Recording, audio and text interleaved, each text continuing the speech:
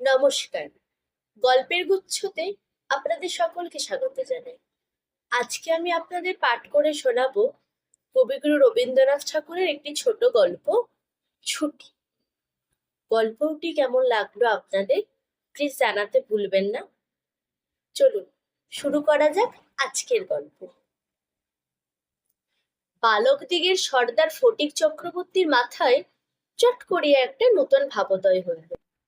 নদীর ধারে একটা প্রকাণ্ড শালকাষ্ঠ মাস্তুলে রূপান্তরিত হইবার প্রতীক্ষায় পড়িয়াছিল।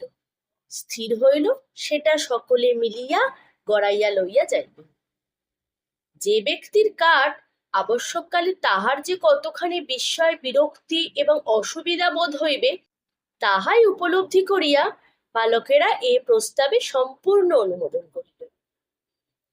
কোমর বাঁধিয়া সকলেই যখন মনোযোগের সহিত কার্যে প্রবৃত্ত হইবার উপক্রম করিতেছে, এমন সময় ফটিকের কনিষ্ঠ মাখনলাল গম্ভীরভাবে সেই গুড়ির উপরে গিয়া বসিল। ছেলেরা তাহার এইরূপ উদার ঔদাসীন্য দেখিয়া কিছু বিমর্ষ হইয়া গেল। ফটিক আসিয়া আস্ফালন করিয়া কহিল, দেখ মার খাবি, এই বেলা ওঠ। সে তাহাতে আরো একটু নড়িয়া চড়িয়া আসনটি বেশ স্থায়ীভাবে দখল করিয়া লইল। অনতি বিলম্বে এক চড় কষাইয়া দেওয়া ফটিকের কর্তব্য ছিল। সাহস হইল না, কিন্তু এমন একটা ভাব ধারণ করিল যেন ইচ্ছা করিলেই এক্ষুনি উহাকে রীতিমতো শাসন করিয়া দিতে পারে। কিন্তু করিল না, কারণ পূর্বাপেক্ষা আরো একটা ভালো খেলা মাথায় উদয় দিতে হয়েছে। তাহাতে একটু বেশি মজা আছে। প্রস্তাব করিল, মাখনকে শুদ্ধ ওই কাঠ গড়াইতে আরম্ভ করা যাক। মাখন মনে করিল ইহাতে তাহার গৌরব আছে, কিন্তু অন্যান্য পার্থিব গৌরবের নেই ইহার আনুষঙ্গিক যে বিপদের সম্ভাবনাও আছে, তাহা তাহার কিংবা আর কাহারও মনে উদয় হয় নাই। ছেলেরা কোমর বাঁধিয়া ঠেলিতে আরম্ভ করিল। মারে ঠেলা, হেইও, সাবাস জোয়ান, হেইও। ঘুড়ি এক পা ঘুরিতে না ঘুরিতেই মাখন তাহার গাম্ভীর্য, গৌরব এবং তত্ত্বজ্ঞান সমেত ভূমিসাৎ হইয়া গেল। খেলার আরম্ভেই এইরূপ আশাতীত ফল লাভ করিয়া অন্যান্য বালকেরা বিশেষ হৃষ্ট হইয়া উঠিল, কিন্তু ফটিক কিছু শশব্যস্ত হইল। মাখন তৎক্ষণাৎ ভূমিশয্যা ছাড়িয়া ফটিকের উপরে গিয়া পড়িল। একেবারে অন্ধভাবে মারিতে লাগিল। তাহার নাকে মুখে আঁচড় কাটিয়া কাঁদিতে কাঁদিতে গৃহাভিমুখে গমন করিল। খেলা ভাঙিয়া গেল। ফটিক গোটাকত কাশ উৎপাটন করিয়া লইয়া একটা অর্ধ নিমগ্ন নৌকার গলুইয়ের উপরে চড়িয়া বসিয়া চুপচাপ করিয়া কাশের গোড়া চিবাইতে লাগিল। এমন সময় একটা বিদেশি নৌকা ঘাটে আসিয়া লাগিল। একটি অর্ধবয়সী ভদ্রলোক কাঁচা গোঁফ এবং পাকা চুল লইয়া বাহির হইয়া আসিল। বালককে জিজ্ঞাসা করিলেন, চক্রবর্তীদের বাড়ি কোথায়? বালক ডাঁটা চিবাইতে চিবাইতে কহিল, ওই হোথা। কিন্তু কোন দিকে যে নির্দেশ করিল কাহারও বুঝিবার সাধ্য রহিল না। ভদ্রলোকটি আবার জিজ্ঞেস করিলেন, কোথা? সে বলিল, জানি নে। বলিয়া পূর্ববৎ তৃণমূল হইতে রস গ্রহণে প্রবৃত্ত হইল। বাবুটি তখন অন্য লোকের সাহায্য অবলম্বন করিয়া চক্রবর্তীদের গৃহের সন্ধানে চলিলেন। অবিলম্বে বাঘা বাগদি আসিয়া কহিল, ফটিক দাদা, মা ডাকছে। ফটিক কহিল, যাব না।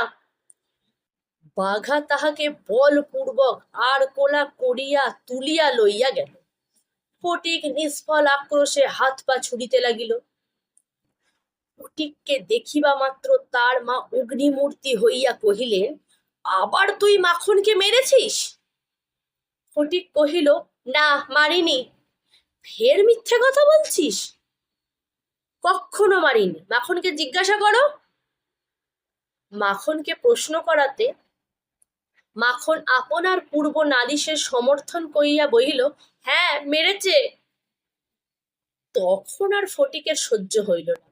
দ্রুত গিয়া মাখনকে এক সশব্দ চর কষাইয়া দিয়া কহিল, ফের মিথ্যে কথা।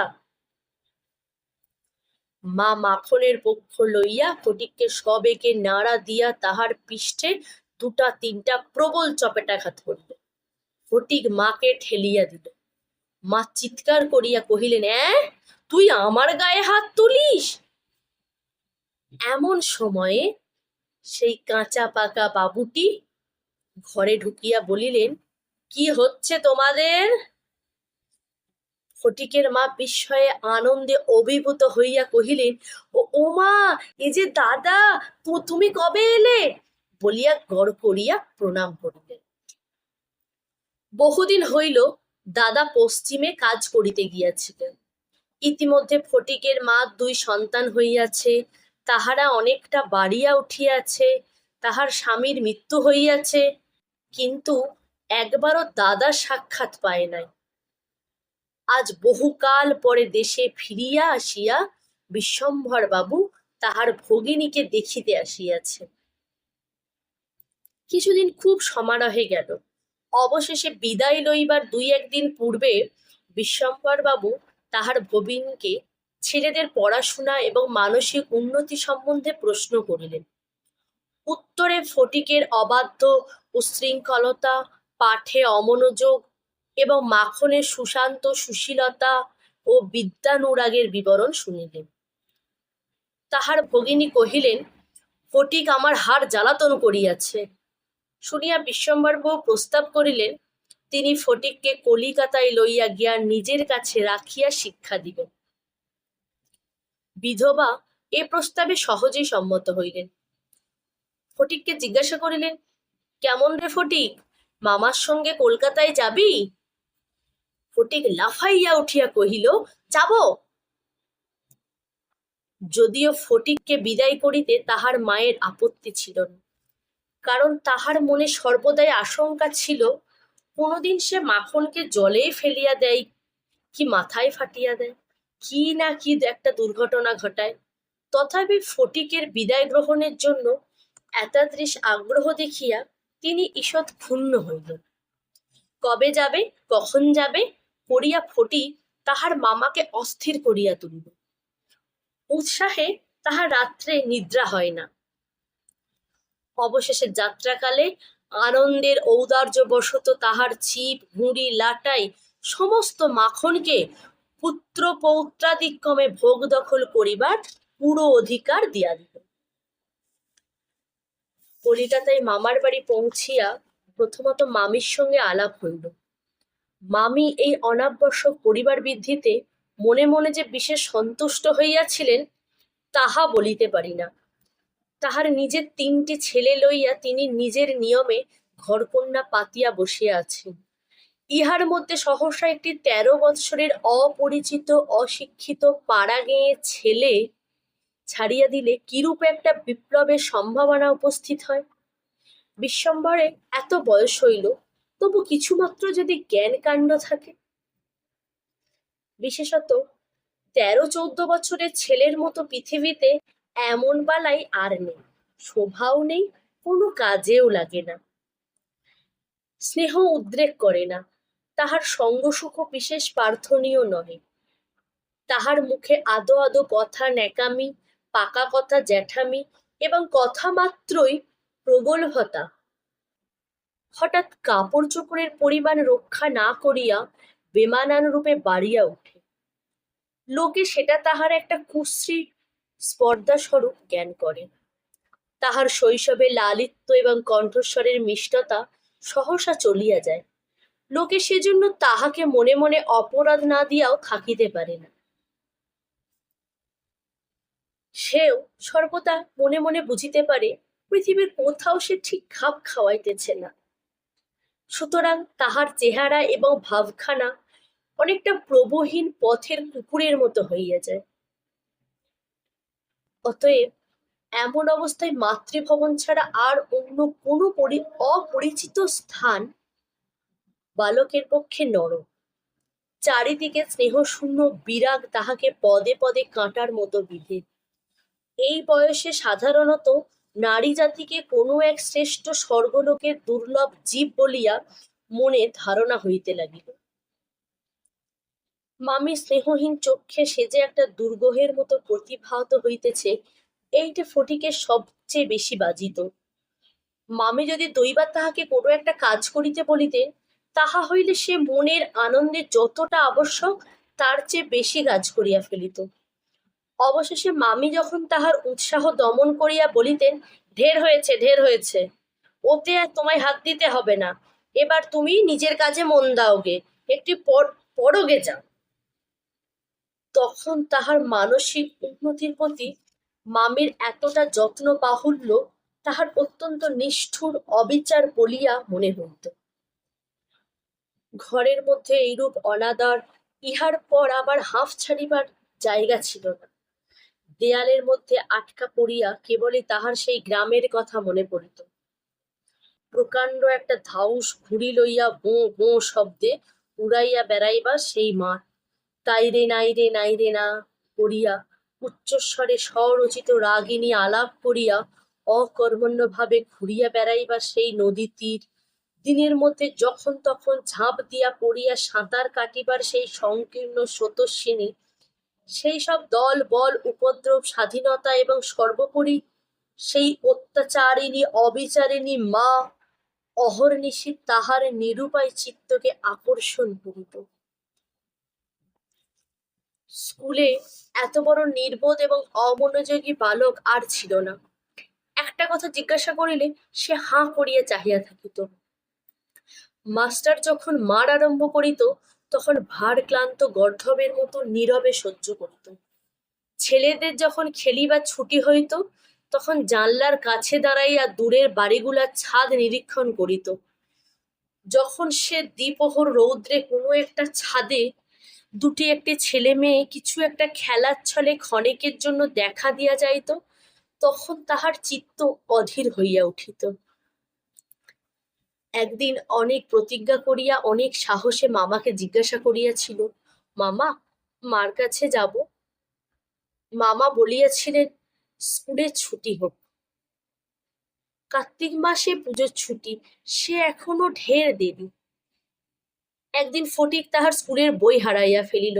একে তো সহজেই পড়া তৈরি হয় না, তাহার পর বই হারাইয়া একেবারে নাচার হইয়া উঠিল।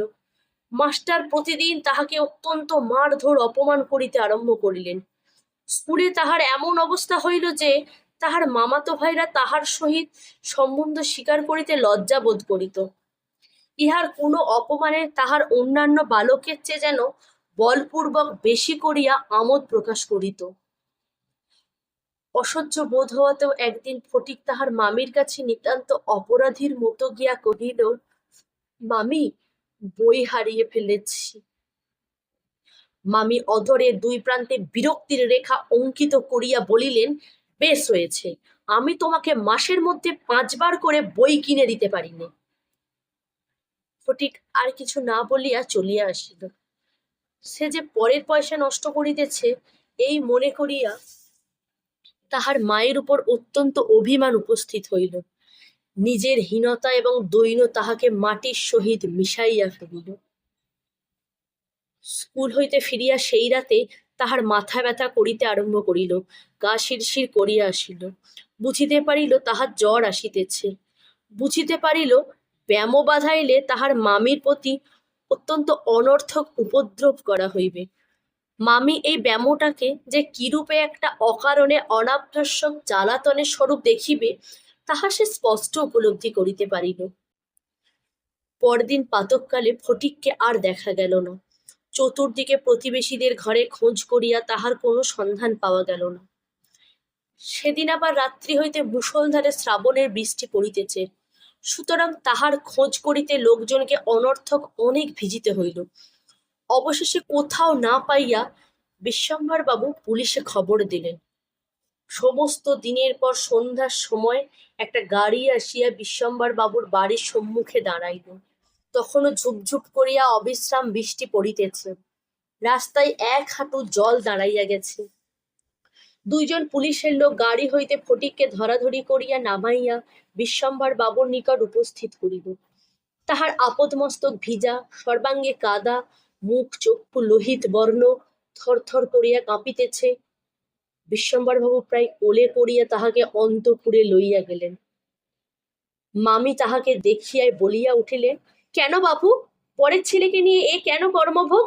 দাও না ওকে বাড়ি পাঠিয়ে। বাস্তবিক সমস্ত দিন দুশ্চিন্তায় তাহার ভালো রূপ আহারাদি হয় নাই, এবং নিজের ছেলেদের সহিত না হোক অনেক খিটমিট করিয়াছেন। ফটিক কাঁদিয়া উঠিয়া বলিল, আমি মার কাছে যাচ্ছিলুম, আমাকে ফিরিয়ে এনেছে।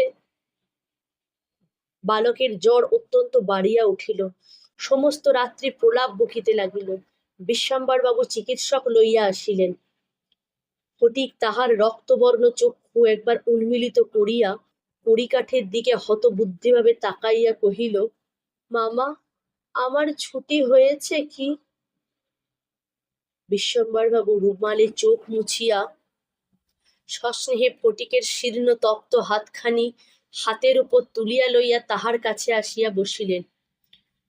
ফটিক আবার বিড়বিড় করিয়া বকিতে লাগিল, বলিল, মা, মা, আমাকে মারিস নে মা, সত্যি বলছি, আমি কোনো দোষ করিনি। পরদিন দিনের বেলা কিছুক্ষণের জন্য সচেতন হইয়া ফটিক কাহার প্রত্যাশায় ফ্যাল করিয়া ঘরের চারিদিকে চাহিল। নিরাশ হইয়া আবার নীরবে দেওয়ালের দিকে মুখ করিয়া পাশ ফিরিয়া শুইল। বিশ্বম্ভর বাবু তাহার মনের ভাব বুঝিয়া তাহাকে কানের কাছে মুখ রাখিয়া মৃদুস্বরে কহিলেন, ফটিক, তোর মাকে আনতে পাঠিয়েছি। তাহার পরদিনও কাটিয়া গেল। ডাক্তার চিন্তিত বিমর্ষ মুখে জানাইলেন, অবস্থা বড়ই খারাপ। বিশ্বম্ভর বাবু স্থিমিত প্রদীপে রোগশয্যায় বসিয়া প্রতি মুহূর্তে ফটিকের মাতার জন্য প্রতীক্ষা করিতে লাগিলেন। ফটিক খালাসিদের মতন সুর করিয়া বলিতে লাগিল, এক বাঁও মেলে না, দো বাঁও মেলে না। কলিকাতায় আসিবার সময় কতকটা রাস্তা স্টিমারে আসিতে হইয়াছিল। খালাসিরা কাছি ফেলিয়া সুর করিয়া জল মাপিত। ফটিক প্রলাপে তাহাদেরই অনুকরণে করুণ স্বরে জল মাপিতেছে। এমন সময়ে ফটিকের মাতা ঝড়ের মতো ঘরে প্রবেশ করিয়া উচ্চ কলরবে শোক করিতে লাগিলেন। বিশ্বম্ভর বহু কষ্টে তাহার শোকোচ্ছ্বাস নিবৃত্ত করিলেন। তিনি শয্যার উপর আছাড় খাইয়া পড়িয়া উচ্চস্বরে ডাকিলেন, ফটিক, সোনা, মানিক আমার। ফটিক যেন অতি সহজেই তাহার উত্তর দিয়া কহিল, অ্যাঁ। মা আবার ডাকিলেন, ওরে ফটিক, বাপধন রে।